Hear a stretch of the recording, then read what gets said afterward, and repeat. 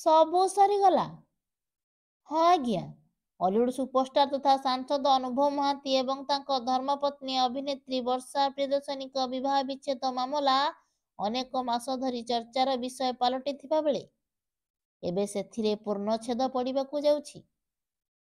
ଅଲଗା ହେବାକୁ ଯାଉଛନ୍ତି ଅନୁଭବ ବର୍ଷା।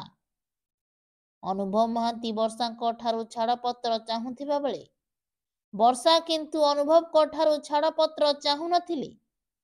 ପରେ ପରିବାର ଅଦାଲତ ବର୍ଷାଙ୍କ ସପକ୍ଷରେ ରାୟ ଶୁଣାଇଥିଲେ ମଧ୍ୟ ଏବେ ଉପର ଅଦାଲତ ଅନୁଭବଙ୍କ ସପକ୍ଷରେ ରାୟ ଶୁଣାଇଛନ୍ତି। ଏବେ ଶୁଣିବାକୁ ମିଳୁଛି ବହୁ ଶୀଘ୍ର ସେ ଦୁହେଁ ଅଲଗା ହେବାକୁ ଯାଉଛନ୍ତି। ପ୍ରେମ କରି ବିବାହ କରିଥିଲେ ବର୍ଷା ଅନୁଭବ। ପରେ ସେ ଦୁହିଁଙ୍କ ସମ୍ପର୍କରେ ଉଠିଥିଲା ଫାଟ।